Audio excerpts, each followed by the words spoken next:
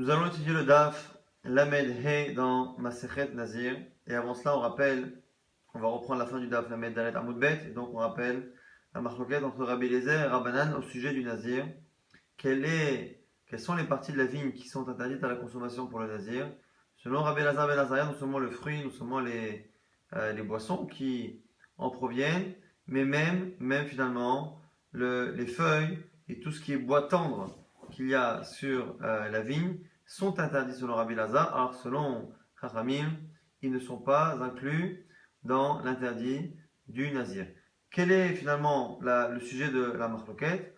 C'est par rapport justement au verset. Il y a deux versets. Un premier verset qui nous donne la liste de tout ce qui est interdit. Yayin v'shecha, yazir chometz se'in v'chometz shecha, lo yochel, chol mishchat anavim, lo yishte anavim, lachim v'vishim lo yochel. Premier verset qui nous donne vraiment le détail, à la fois le vin, toutes les boissons, tous les vinaigres, toutes les boissons qui sont faites à base de raisins même, qui a macéré, et les raisins, quels qu'ils soient secs ou pas. Donc on a un premier verset qui nous dit clairement les cas particuliers qui sont interdits. On a après un second verset qui vient généraliser et dire Mikol Hashaya, c'est Migefanaïn, à partir de tout ce qui vient de la vigne sera interdit. Et on a après à la toute fin une petite précision qui dit quoi Mehartsanim ve'adzag lo yochel. Depuis les pépins jusqu'à la peau, il ne mangera pas. Et là-dessus, on a une marloquette. Comment expliquer, comment déduire la halakha de ces deux versets? Selon Rabbi Eliezer, on ne tient pas compte de la précision de la fin qui parle des pépins et de la peau. On ne tient compte que du premier verset et du début du second verset. Et on applique la règle non pas de klaloprat, mais de ribouille ou miaout. Ribouille ou miaout, c'est une règle qui dit que lorsque la Torah est précise et après est générale, ou l'inverse, commence par être générale, puis par dire les choses de manière précise, eh bien finalement, c'est que la règle, c'est que c'est la généralité qui l'emporte. Simplement, si à un moment donné on a donné un exemple précis, c'est pour nous apprendre qu'il y a une exception. C'est que tout est inclus, avec une exception. Donc ribouille ou miaouté, que l'on met dans le sens ribouille ou miaout ou ribouille, qu'on commence par la généralité, puis par la précision, ou l'inverse. Ce qui finalement est appris, c'est que tout fonctionne, toute la généralité fonctionne, sauf une exception. Dans le cas où on déduit prat ou klal, ça va être différent. Prat ou klal, surtout s'il y a un prat à la fin, prat ou klal, lorsque la Torah vient de dire quelque chose de précis puis général, et qu'on le comprend sous forme de prat ou klal, de précision généralité, prat ou klal, ici ça fonctionne différemment. C'est-à-dire qu'ici, on estime que chacun vient expliquer le précédent. Lorsqu'on a une règle particulière, un cas particulier, puis après, on vient dire que c'est quelque chose de général, que ça inclut tout, eh bien, c'est pour nous apprendre que finalement, ce qu'on a cru croire, ce qu'on a cru comprendre au début, était une erreur. Tu pensais que c'était un seul cas, sache que ça n'est qu'un exemple, puisque finalement, tout fonctionne. Et l'inverse aussi, quand on commence par quelque chose de général, un klal, puis qu'on enchaîne sur un prat, sur un exemple, c'est je t'ai donné l'exemple général, mais ne crois surtout pas que ça marche dans tous les cas. C'est que dans ce cas précis, c'était une introduction, pour dire que c'est que dans un cas précis. Et lorsqu'on en a trois, prat, klal ou prat, quelque chose de précis, général, puis précis, ou l'inverse, général, précis, puis encore une fois général, on a un principe, c'est qu'on le déduit kein aperat. Finalement, c'est pas pour rien que on a à la fois dit ce qui était général et à la fois dit ce qui était précis, c'est pour nous apprendre qu'il y a un peu des deux, c'est-à-dire qu'on apprendra tous les cas, c'est en cela que c'est un peu général, mais tous les cas qui ressemblent au cas particulier. Non pas que le cas particulier, non pas tous les cas, mais tous les cas qui ressemblent au cas particulier. Ça c'est comme ça que Chachamim sont d'Orshim, et du coup on va apprendre tout ce qui ressemble au prat. À la fin on a parlé de quoi? On a parlé des pépins, on a parlé de la peau, mais quoi qu'il arrive, c'est tout ce qui ressemble à cela. Donc le fruit et tout ce qui provient à la fois du fruit, à la fois de la chair, à la fois des pépins, à la fois de la peau. Mais quoi qu'il arrive, tout ce qui est en dehors justement du fruit lui-même, donc tout ce qui est les bois tendres et tout ce qui est les feuilles ne seront pas inclus selon Rabbanan, puisqu'on a prat, klal ou prat, et que finalement on voit que ça vient nous apprendre tous les cas qui ressemblent au dernier cas qui est le prat, qui est la précision, donc toutes les choses qui ressemblent aux pépins et à la peau, ce qui exclut donc les bois tendres et les feuilles. Alors que selon Rabbi Eliezer, puisqu'on est d'orège ribouille ou miaout, comme il y a un ribouille, une généralité, ça vient nous apprendre finalement que tous les cas, tout est interdit. Simplement, il y a une exception. C'est quoi l'exception? C'est à cause du miaout, on apprend quoi? Shavishata, c'est les bois durs. Les bois durs, vraiment le bois de la vigne, ça par contre, c'est ça qui sera autorisé. Mais par contre, puisque c'est la seule exception, tout le reste reste interdit. Et donc même, finalement, les bois tendres et les feuilles. Maintenant, on revient sur Rabbanan. Et Rabbanan qui a dit que finalement, on apprend prat ou klal au prat, finalement, on apprendra tous les cas qui ressemblent au prat. Maintenant, il faut définir ce qu'on appelle le prat de la fin. L'agma tente autre chose. Ima perat, donc on est 10 lignes à la fin, des petites lignes avant que l'agma élargisse les lignes dans le daf, la med dalet amoud bet. Avant que les lignes s'élargissent, il nous reste 10 lignes avant, on remonte. Ima perat, mefourash perigamo. Puisqu'à la fin, quand on parle des fruits avec le pépin et la peau, on parle de fruits qui est bien, qui est en bonne santé, qui est entier. Arkol Perigamo, peut-être que ça vient nous apprendre ça, que le prat de la fin vient nous apprendre que finalement c'est tous les fruits qui sont bien et donc du coup ça viendrait exclure par exemple tout ce qui est fruit qui est abîmé, qui a été touché, qui est véreux et donc du coup ça ne viendrait pas apprendre finalement ce qu'on a dit. Amart imken ma'iner lecha katuv machin oshelo amaro. Non, impossible de dire que l'on parle des fruits qui sont frappés, qui sont manquants. Pourquoi? Parce que si c'est cela, on aurait déjà tout marqué dans le pasuk. Pourquoi? Ah, Navim lachim beveshim, si tu veux me parler des raisins eux-mêmes, qu'ils soient secs ou pas, activés c'est marqué. Yaïv et chomet, le vin et le vinaigre, activés c'est marqué.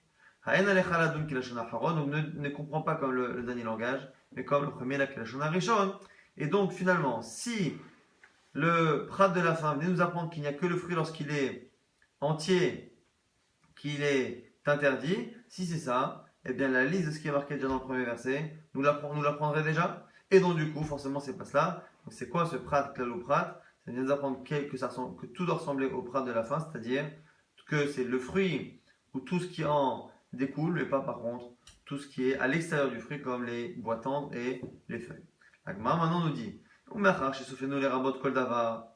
Et puisque finalement on apprend plein d'autres choses que le prat, matamuloma, mehatsanim, ve'azag. Pourquoi on a besoin de donner le dernier prat? Maintenant, la Gemara essaie de comprendre ce mécanisme. Est-ce que finalement, en disant prat ou klal, est-ce que justement, ça n'aurait pas suffi? Non, l'oma lecha, comme shatamotse prat ou klal, tout endroit où tu vas marquer un prat, quelque chose de précis, puis un klal, une généralité, et atarachai les moshro ve'eladuno kaina perat. Tu n'as pas le droit de dire que tu ne peux apprendre que ce qui ressemble au prat, à ce qui est précis. Et là, nasa, klal, mosaf, à la prat. C'est la généralité qui l'emporte sur la précision. On te donne un cas précis, prat. Et après, on te donne un cas général, c'est le cas général qui l'emporte et finalement qui efface, qui vient nous apprendre que c'est ça l'explication de ce qu'il y avait avant. La seule manière d'apprendre tous les cas qui ressemblent au premier, c'est de revenir à la fin et le redire. De la même manière que Nazir, on t'apprend à la fin, au début un cas précis, une généralité, et on revient à un cas précis, c'est pour t'apprendre une bonne fois pour toutes ce principe-là, que lorsque l'on a un cas précis et une généralité, on ne peut apprendre les cas qui ressemblent au cas précis que si on revient une seconde fois, sinon c'est le côté général qui l'emporte. Maintenant, on revient sur une partie de ce qu'on vient de dire. Amar, on a dit, ma perad meforach peri, obsolète peri, afkol peri, obsolète peri. De la même manière que le dernier cas qui est cité dans la Torah, c'est un cas là-bas de prix de fruits et d'obsolètes, de résidus de fruits, donc comme les peaux et les pépins. Af, kol peri, obsolète peri, ça vient apprendre toutes les autres choses qui ressemblent à ça, qui ressemblent aux fruits et qui ressemblent à ces déchets. Alors, Agma a dit c'est quoi? Pri, aïneve, c'est quoi le fruit de base? Ce qu'on appelle le fruit dans la Torah, c'est les raisins. Psolet peri, c'est quoi le détritus ou ce qui reste? Mahi, c'est quoi? C'est chometz, c'est le vinaigre qui est finalement le vin qui a tourné. C'est quoi avkol peri? C'est quoi finalement quand on nous dit que le prat à la fin, prat ou klalo prat, ça vient d'apprendre tout ce qui ressemble aux fruits, tout ce qui ressemble finalement aux raisins, c'est quoi? Mahi, c'est gourhake, c'est bosser. Bosser, c'est les petits raisins qui ne sont pas mûrs. Ça ressemble aux raisins, mais c'est pas exactement raisin, d'ailleurs c'est un autre nom en hébreu et en araméen, et donc du coup c'est ça que ça vient rajouter. Avkol des psolet péri, maintenant on a dit que psolet péri au départ c'est quoi? C'est le vinaigre. Mais le fait qu'on ait fait prat, kaloprat, ça nous apprend tout ce qui y ressemble. Qu'est-ce qui ressemble finalement au vinaigre? Mahi, amar kana, leatouya inevedichin. C'est nous apprendre un fruit qui serait véreux, un fruit qui serait abîmé, véreux, qui aurait pourri, que l'on mange. Et bien le nazir, lui aussi, serait chayav. On a dit à la fin, ve'adzag. On ne mange pas ni les pépins, ni le zag, ni la peau. Amaravina, leatouye deben avenaim. C'est venu nous apprendre que la chair en elle-même toute seule peut être interdite. Si quelqu'un consomme que la chair d'un raisin, sans la peau et sans les pépins, en disant Mecharsanim ve'azak, depuis la peau depuis les pépins jusqu'à la peau, c'est quoi le jusqu'à la peau? C'est nous apprendre que même si on ne mange que ce qu'il y a entre les pépins et la peau, eh bien, on est aussi chayav. On revient sur une partie qu'on a aussi étudiée il y a quelques lignes. Et on va après l'expliquer. On répète une partie qu'on a vraiment vue dans la Gemara il y a quelques instants. Marmar, Imapara, le fourrage prigamo, Afkol prigamo. On a dit qu'on aurait pu penser que le prat, le cas précis qui nous apprend finalement la règle, que tout doit ressembler à cela, on a pu penser que c'est un fruit complet, entier. Amar, on a dit non, pourquoi? Quelle manière Hakato, si c'est ça, la Torah a déjà tout dit. Anavim lachim beveshim, les raisins secs ou pas, actifs, c'est déjà marqué. Il y a in vechometz. On a dit le vin et le vinaigre, c'est marqué activé. Donc ne comprends pas comme cette explication, mais comme la première. On a dit que si on rajoute tout, pourquoi on a besoin de dire les pépins et la peau? Et que finalement, lorsque tu n'as que un prat et un klal, qu'une précision et une généralité, tu ne peux pas prendre tous les cas qui ressemblent à la précision. Tu es obligé de dire que quoi? Et la nasa klal, mosafala prat, c'est le klal, la généralité qui l'emporte sur le prat. Jusqu'à ce que finalement la Torah te revienne au cas précis, qu'est-ce qu'on apprend finalement de cet enseignement qu'on vient d'étudier, que la Gemara ici répète intégralement? Que c'est grâce finalement à notre cas de prat, klal ou prat, qu'on apprend qu'on ne peut qu'on ne peut justement déduire tous les cas qui ressemblent à un cas précis que si on a répété le prat après avoir parlé du klal entre les deux. Alors, le Gemara du tout nous dit, ou le Rabbi Elazar ben Azaya. Selon Rabbi Elazar ben Azaya, qui lui est particulier, il pense, nous on a vu dans la Mishnah deux avis, un Tanakama qui pense que celui qui mange un kazaïd de pépins, il est chayav. Un kazaïd de peau, il est chayav. Rabbi Elazar ben Azaya dit non. Quand on parle ici de peau et de pépins, il faut absolument, on ne peut pas être chayav que sur des pépins, que sur des peaux. Il faut manger deux pépins et une peau. Et d'où il apprend? De Mechar Tsanim Ve'azak, de la fin du verset. Or, on vient de dire à l'instant que Mechar Tsanim Ve'azak, on en a besoin pour apprendre que de manière générale, on ne peut apprendre quelque chose qui ressemble au cas précis que lorsque la Torah revient. Donc on en a besoin pour ça déjà. Ou Rabbi Elazar ben Azaya, des Kamukim, il a Mechar Tsanim Ve'azak qui utilise la fin du deuxième verset. L'Omar chez Nochaya Vachochal Shnei Chasanim Ve'zag. Qui lui pense que ça vient nous apprendre qu'on est chayav que si on mange deux pépins et la peau, prat amenale, d'où il nous apprend cette règle dans le prat, klal ou prat, que l'on ne peut finalement apprendre une règle qui ressemble au cas précis que si la Torah a parlé de la précision au début et qui est revenue à la fin. La Gemara propose une première réponse. Ça va là, que Rabbi Elazar, des Darish Me'ed Veriba. Il se peut. Rabbi Elazar ben Azaya, eh bien, lui il pense qu'on lit ce passouk non pas comme prat ou klal, mais comme ribouillé ou miaout. Et donc du coup, il y a un premier miaout qui est le premier verset qui donne la liste. Après un ribouille qui dit mikol hashaya ase migefanayin. Après, c'est fini selon Rabbi Eliezer. À ce moment-là, selon Rabbi Eliezer, il n'y a plus besoin d'aller plus loin. Donc il se peut que Rabbi Elazar ben Azaya comprenne comme Rabbi Eliezer. Et donc du coup, il n'a pas besoin de ce verset pour dire qu'on apprend le dernier prat.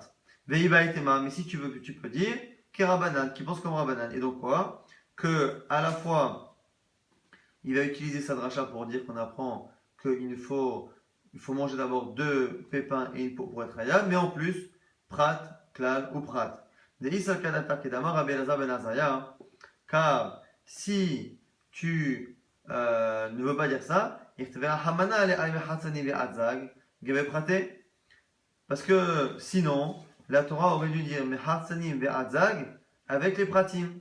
C'est-à-dire, on a dit que dans la Torah, on a un premier verset qui donne la liste précise. Puis la Torah redevient générale, et la Torah fait encore un cas précis qui est le cas des pépins et de la peau. D'où Rabbi Lazar Ben Azariah va apprendre du fait que si on avait réellement voulu n'apprendre qu'une chose, on aurait dû dire mais Hatzani vers Azag, la peau et les pépins, on aurait dû le citer dans le premier verset. Le premier verset nous parle des raisins, secs ou pas secs, du jus de raisin, du vin, des différents types de vinaigre de vin. On parle de tout cela, de tout ce qui est liquide qui provient du vin. On aurait dû là-bas dire. Pareil pour les peaux et les pépins. Et à ce moment-là, on aurait déjà appris la halakha de Rabbi Elazar ben Azariah, qui dit que finalement, le Hassani vers Azag, c'est qu'il faut manger 2 pépins et une peau, et non pas que des pépins ou que de la peau pour être ailleurs. Si la Torah, cette partie-là, a préféré la remettre après le klal, c'est pour nous apprendre au passage, à la fois cette halakha qu'il faut 2 pépins et une peau, et à la fois qu'on ne peut apprendre quelque chose qui ressemble au cas précis que si il y a prat, klal ou prat. Donc on peut faire les jeux. Et maïcheta kadve batakhlal, pourquoi on l'écrit après le klal? Shamina, imidaine bechlal prat, c'est pour nous apprendre cette règle-là du klal ou prat. On m'a dit ve'ima kulele achim ou deata. Alors c'est vrai, tu as raison. De là, on voit que on est obligé d'apprendre une règle de klal ou prat ou klal, sinon ça aurait dû rentrer dans le premier verset. Mais qui nous dit maintenant que c'est mis là-bas? Ça se trouve, ça n'est venu que pour cela. D'où sait-on que ce prat-là qui est venu à la fin, il est venu nous apprendre non seulement le prat, mais la halakha de Rabbi Elazar ben Azariah. La Gemara a dit, imken que sinon, l'irtov o shne chatsanim, o shne zagim. Sinon, si vous voulez parler des peaux et des pépins de manière générale sans dire qu'il faut les manger les deux ensemble, eh bien, on aurait dû dire au pluriel chatsanim des pépins ou des peaux, o chatsam vezag, ou pépins au singulier et de la peau au singulier. Les pourquoi la Torah elle a dit ensemble? Elle a dit depuis les pépins jusqu'à la peau. Pourquoi on en parle ensemble?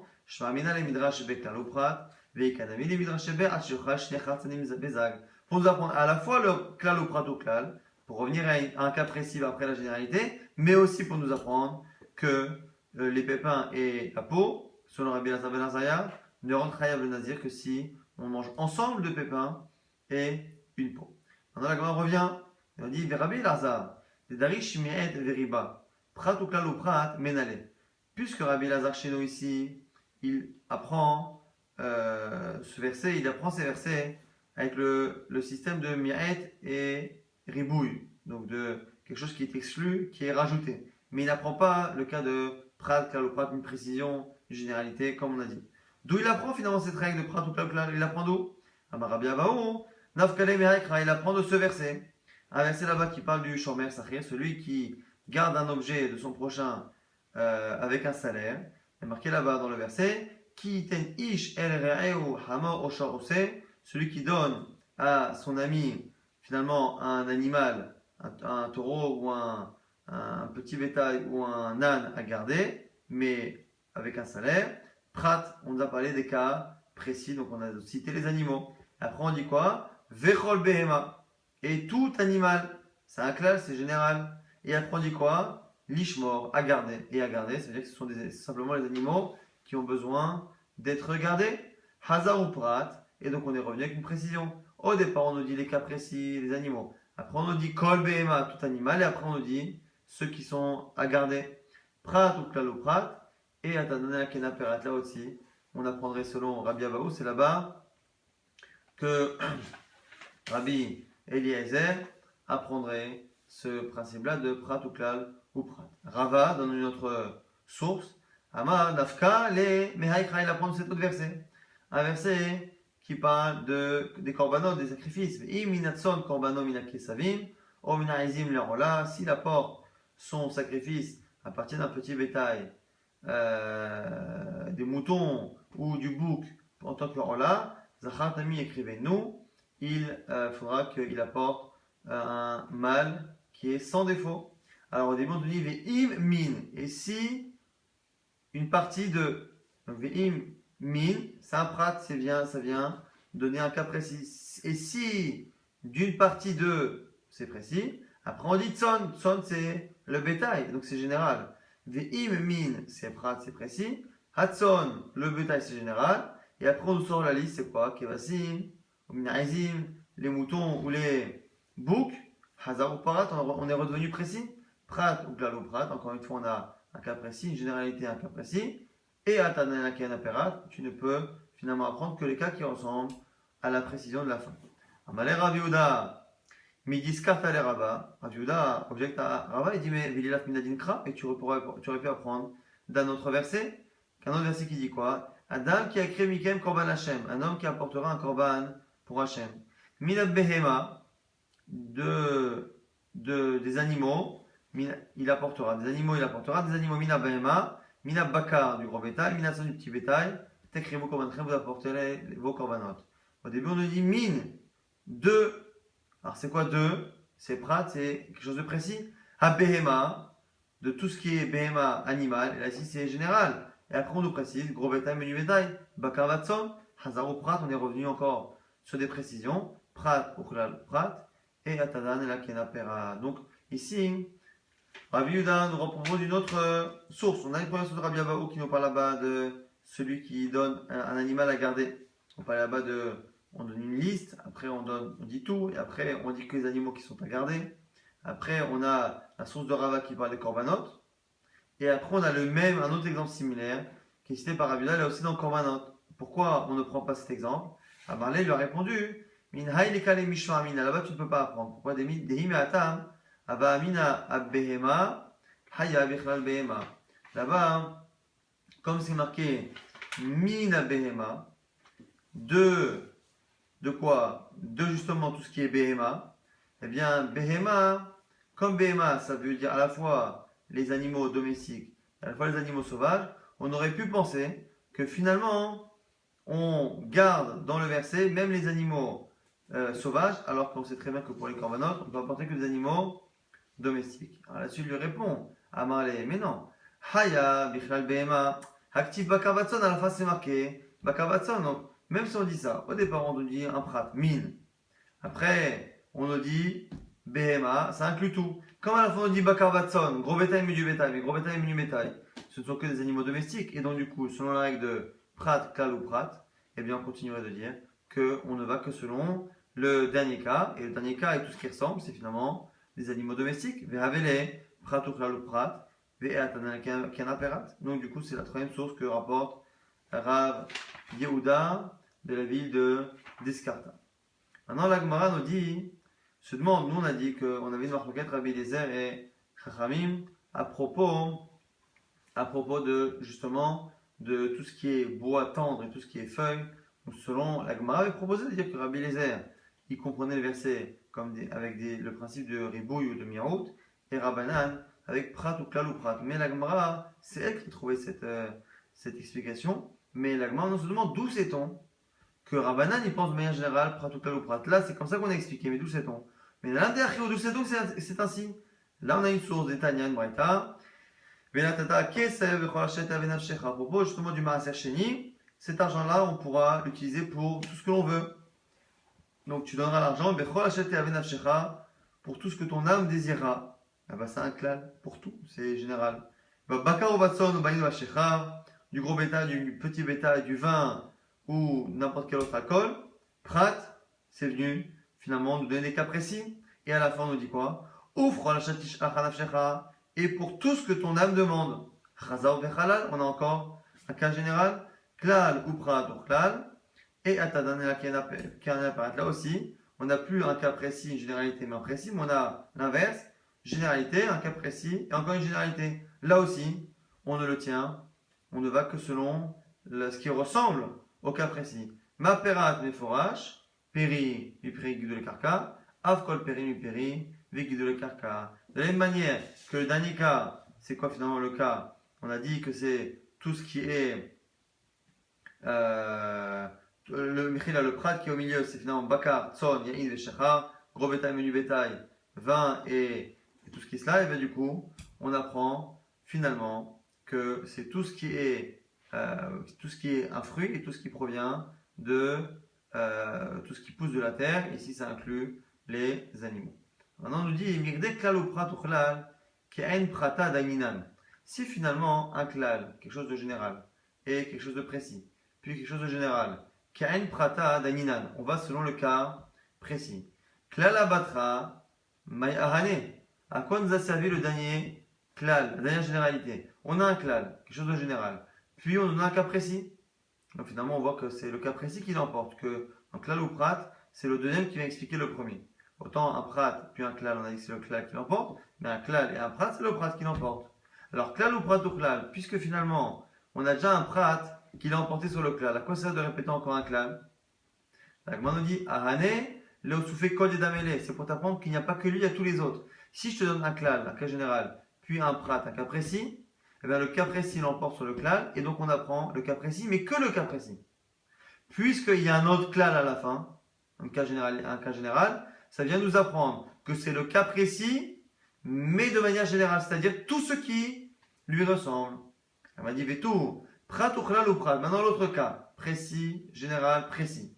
Car il on a dit qu'on l'a aussi, on apprend tout ce qui ressemble au cas précis. Prata batra'a mai ahane. À quoi ça sert de nous apprendre le dernier cas précis? Alors on a dit ce qu'on a déjà vu précédemment. Il a prata batra'a, parce que sans le dernier prat à la fin, c'est le klal du milieu qui l'emporte. Abamina, sa klal moussaf, on aurait pu penser que c'est le klal du milieu qui l'emporte. Si j'ai que un cas précis puis un cas général, le cas général vient annuler le cas précis, nous dire finalement que c'est une règle générale. Le cas précis de la fin vient nous apprendre que finalement c'est tout ce qui ressemble au cas précis. Alors maintenant on dit attention. Ou mirdet, train klalé ou prata, puisque finalement lorsqu'on a deux klals, deux généralités et un prat et un cas précis au milieu. Et l'inverse, ou train praté, mais et lorsque l'on a aussi deux cas précis et au milieu un klal, une généralité, on a dit qu'il y a une prata d'aninan. Finalement, on fait la même chose. On dit qu'on va selon tous les cas qui ressemblent au cas précis.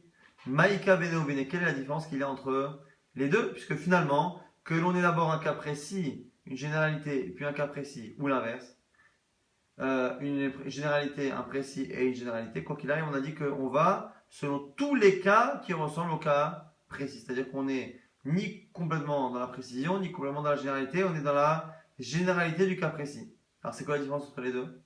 Ika de ilu tartei klale ou prata. La différence c'est quoi? C'est que lorsqu'il y a deux klalim, deux généralités qui entourent un cas particulier, on va plus inclure les cas généraux. Ika prata de damele, afilu bechadatzad, marbinan. Même si on a un cas qui ne ressemble finalement au cas précis que sur un point, eh bien on le rapporte. Par contre, l'inverse, très praté au klala, lorsque le cas précis est marqué deux fois et que le cas général n'est marqué qu'une fois au milieu, dans ce cas-là, il faut que le cas précis que l'on veut rajouter, il ressemble au cas du milieu par deux points. Mais sur un seul point, ça ne marche pas. Finalement, on se rend compte que lorsque l'on a deux fois le cas précis qui est marqué, c'est que pour nous montrer que la ressemblance avec lui doit être plus forte, il a été marqué deux fois, parce qu'il doit avoir deux points communs avec lui pour être rapporté. Si par contre il est marqué une seule fois, un seul point commun suffit. Donc Agma pose une dernière question. Mirde, pratuklal, naasaklal moussaf à la pera. Puisque finalement, lorsqu'on a un cas précis et un cas général et qu'on s'arrête là, on va selon la généralité. Mais il travaille comme il en apporte tout. Ou Mireille Deriba, Nami, et alors du coup, quand on n'explique pas le pasouk en tant que pratuklal, et qu'on utilise la technique de Rabbi Lezer, c'est quoi qui est Mireille Deriba? On exclut et on rajoute. C'est la même chose. Pourquoi? Riba à Kol, on a dit que lorsqu'on a un cas précis et là-bas un cas général, qu'on a exclu et qu'on a rajouté, on va selon le cas général. Mais il travaille comme il est. Maïka, Ben Mireille Deriba. Les pratuklal, lorsque l'on a que deux choses. Parce que là, chez nous, on avait soit miaout et ribou, soit selon l'autre, on avait prat, klal ou prat. Et lorsqu'on a que deux, un cas précis et un cas général dans cet ordre-là. Quelle est la différence finalement si on le lit en tant que prat ou klal ou en tant que miaout et ribou, parce que finalement, dans les deux cas, on va aller selon le cas général qui l'emporte sur le cas précis. L'agma répond Ika de ilou prat ou klal, marbinan, afilou, alin, velu lavin. La différence c'est quoi? C'est que si je t'apprends par prat ou klal, eh bien, je te rajoute même les feuilles et même le loulab. Lorsqu'on apprend ici prat ou klal tout court, on est plus large. On est plus large. Le klal, la généralité, efface totalement le prat qu'il y a avant. Alors que mi'ed veriba, lorsqu'on a un cas qu'on appelle au départ mi'ed, c'est-à-dire qu'on a exclu, eh bien, même si à la fin on rajoute tout, l'ulavin in, alin lo, il reste finalement une exception, et cette exception-là va enlever tout ce qui est alin, tout ce qui est feuille. Alors c'est un peu contradictoire parce que normalement, mi'ed veribou, c'est ce qu'apprend Rabbi Eliezer. Rabbi Eliezer, c'est lui qui interdit alin, c'est la question qui est posée par Tosfot, et qui répond que si l'alin dont on parle, ce sont des feuilles qui sont dures, qui sont assimilées au bois. Donc finalement, on se retrouve à lorsque l'on a juste un cas précis, un cas général, eh bien lorsque l'on apprend klal ou prat, dans le klal, la généralité va complètement effacer le prat quasiment, et du coup tout sera autorisé. Par contre, si on apprend miaout veribouille, le miaout va continuer d'exclure quelque chose, même si à la fin on rajoute tout, il y a tout de même une exclusion qui peut exclure tout ce qui est dur, donc tout ce qui est alim.